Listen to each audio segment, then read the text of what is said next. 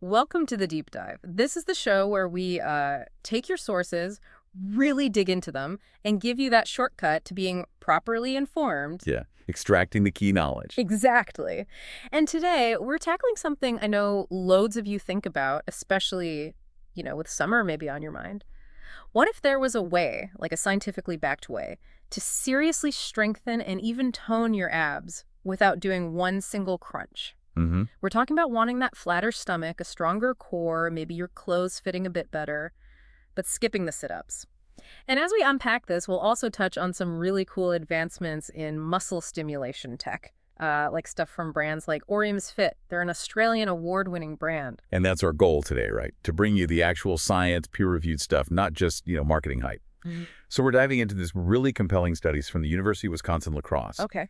Our mission is pretty clear. Yeah. Break down this research paper, look at its, frankly, surprising findings on something called neuromuscular electrical stimulation, or NMES. NMES, right? Which is part of EMS. Exactly. It's sort of niche within the broader EMS field. Yeah. And we want to see what it could genuinely mean for your core strength, maybe even your body shape. Okay, so let's get right into it. The main question these researchers asked. Honestly, it sounds almost too good to be true. It does a bit, yeah. Can one of these wearable NMES belts for your abs really improve strength, endurance, your shape, even your waist size, and all this without hitting the mat for sit-ups? Uh-huh. It sounds like, those old late-night TV ads, which makes the study's credibility super important. Absolutely critical. And that's why knowing who did it and how is key. This study, it was published back in March 2005, done by a team of, really respected scientists from the University of Wisconsin-La Crosse over in the U.S. Okay, so a proper university. Oh, yeah. You've got people like Dr. John Burkari, Ph.D. in clinical exercise physiology, Carl Foster, Ph.D., expert in elite athlete research, Karen McLean, Ph.D. in physical therapy. Serious credentials. Definitely. The university itself has a solid reputation for sports science, for therapy research. It's not some company testing its own product in-house. Right. But wasn't it funded by the company that made the belt, Compex Technologies? It was, yes. And this is really crucial. The researchers conducted the study completely independently. Okay. That separation is important. Hugely important. It ensures impartiality, helps you trust the findings. Because, let's be honest, sometimes funding can make you wonder, right? Yeah. Definitely raises an eyebrow occasionally. So independent oversight means we can likely trust the results more. Exactly. The data should speak for itself that way. Okay, so let's look at who took part and how they set it up. They had 41 healthy adults, men and women, aged between 25 and 50. Decent range? Yeah, and they were quite strict about who couldn't participate. No one doing ab exercises beforehand, no pacemakers or implants, obviously not if pregnant. Makes sense. To isolate the effect of the belt itself. Precisely. You want to know any changes are down to the NMES, not something else. So these 41 people, Yeah. how did they split them up? Into two groups. You had 24 people in the stimulation group that used the NMES belt, Okay. and then 16 people in the control group. They basically did nothing related to abs for the whole 8 weeks. Right. The baseline group. Essential for comparison. Absolutely. You need that comparison to see if the belt actually does anything beyond just, doing nothing. So this is where it gets fascinating for anyone thinking about a passive workout. What did the belt group actually do? Okay, so the NMES group, they wore the belt 5 days a week for 8 weeks straight. 5 days a week. Okay. How long each time? Each session was between 20 and 40 minutes, depending on the program setting. And here's the absolute key bit. They did 0 other ab exercises during those 8 weeks. None at all. Wow. Okay, so it really was just the belt. Just the belt for abs. And Yeah. the control group, same deal. No ab workouts either. And what were the researchers measuring? How did they track changes? They looked at several key things. Abdominal strength, they used a special machine, a dynamometer for that. Okay, objective strength. Yep. Then abdominal endurance using a standard curl-up test. How many could they do? Right. Waist size, obviously, with a tape measure. And they also used questionnaires to gauge body shape satisfaction, how people felt.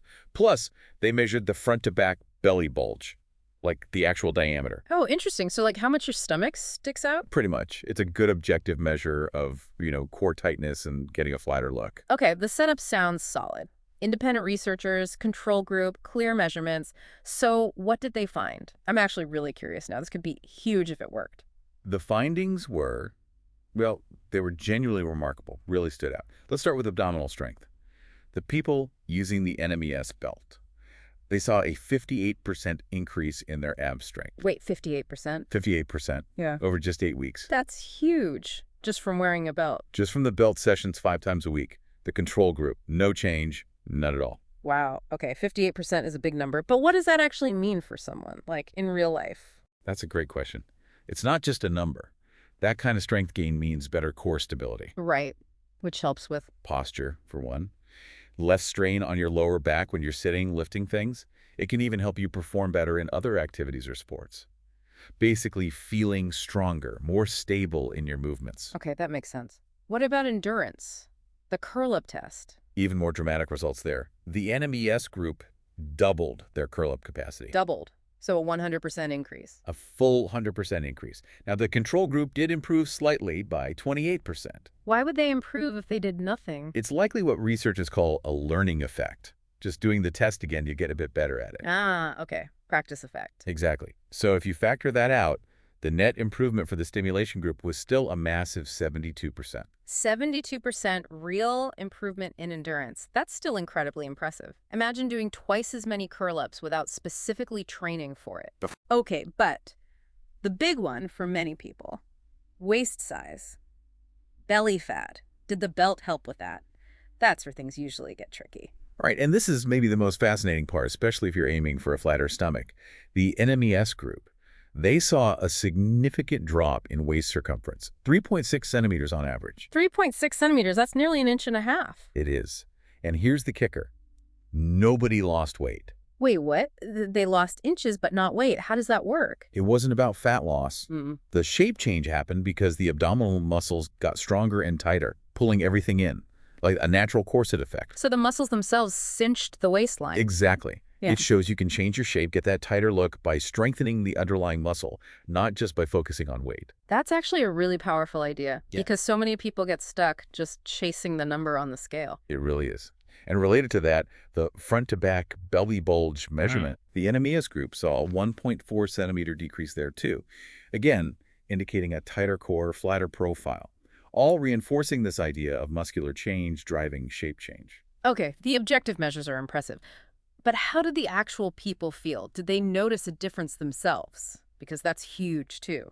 Absolutely. Subjective experience matters a lot. And the results there were also really positive. 13 out of the 24 people using the belt, that's 54%, said their clothes fit better. Okay, that's a tangible benefit people notice. Definitely. Also, 54% said their posture felt improved, which is great for comfort, potentially preventing back pain. Yeah, posture's huge. And get this, 100%, every single person in the stimulation group said their abs felt firmer and more toned. 100%. Everyone felt it. Everyone felt their abs were firmer and more toned. That's a massive consensus. It shows it wasn't just numbers on a page. People felt a real difference. That really speaks volumes. Okay, so if the results are this good, why does NMES or EMS actually work like this? Especially when, crunches can be tough on the back or people just hate doing them. Well, that's kind of the appeal, isn't it? It offers a way around some of those common barriers, back pain, lack of time, maybe just low motivation for floor exercises. How it works is, it's quite clever. The electrical pulses directly stimulate the motor nerves in your abdominal muscles.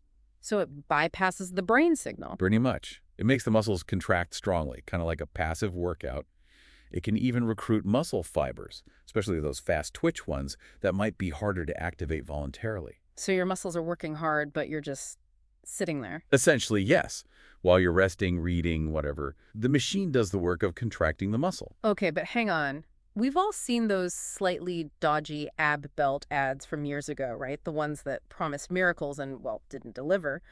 What made this study different? Was it the specific belt they used? That's a really important point. And yes, it likely comes down to the quality of the device and critically the intensity of the muscle contraction it could produce. Intensity is key then. Absolutely. Here's the crucial thing. Research generally shows that to get real strength gains from EMS, you need pretty strong contractions. We're talking maybe 60 to 80% of what you could voluntarily contract maximally your MVC. Okay, 60-80% MVC. And in this study, the participants rated the contractions they experienced between 8.2 and 8.5 on a 10-point scale, so really quite high, near their maximum tolerance. wow, so they were really feeling it work. Definitely. Many of those older, cheaper belts They just couldn't deliver that level of intensity comfortably. They'd feel prickly or painful before they got strong enough. Right, so it's not just about buzzing, it needs to be a powerful, deep contraction. What allowed this device to do that without being unbearable? Two main things seemed important from the study description. First, the electrodes, the pads that deliver the current. They were large and pre-gelled. Why does large matter? Bigger pads spread the electrical current over a wider area of skin and muscle. Smaller pads concentrate the current, which can feel sharp or uncomfortable at higher intensities. So larger pads allow for stronger, deeper stimulation that's still tolerable. Okay, better current distribution. What was the second thing? The device had what they called a ramp function. A ramp. Yeah, meaning the electrical current didn't just switch on and off abruptly.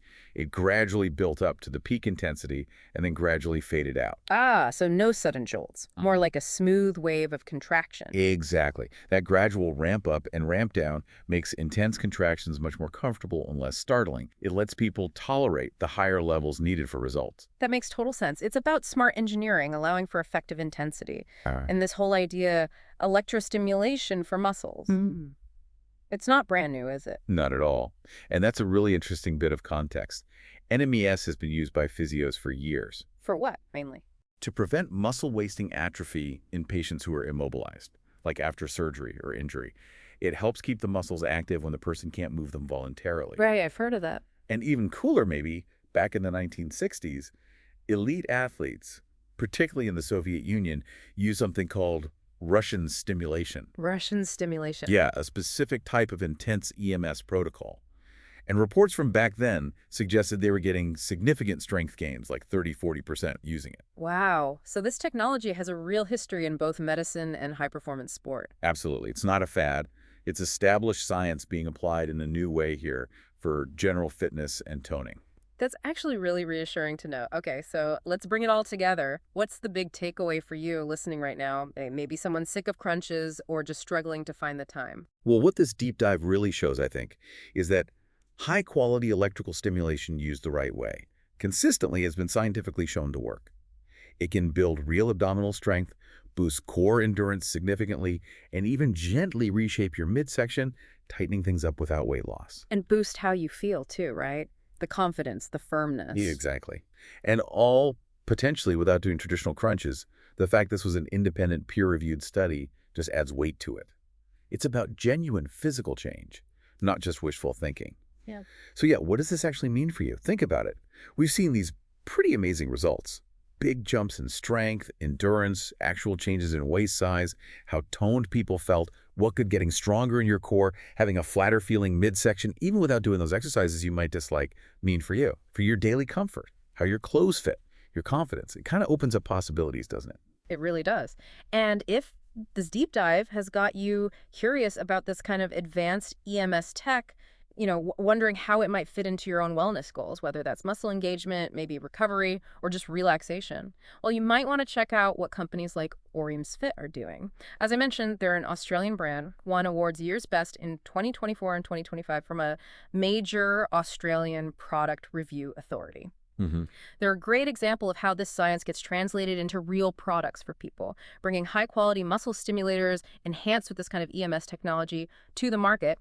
And actually, if you want to dig into this specific study we discussed or just explore more science behind health and wellness topics explained simply, Orium's Fit has a Research Digest blog. It's worth checking out. You can find the link to the full study there, plus lots of other interesting stuff. Yeah, good resource. So, what do you think after hearing all this? Would you consider using EMS technology?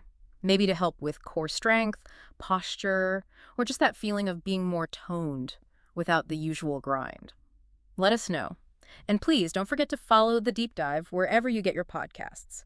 Share it with a friend if you think they'd find this interesting, and maybe leave us a review. It honestly helps us bring more of this kind of research straight to you.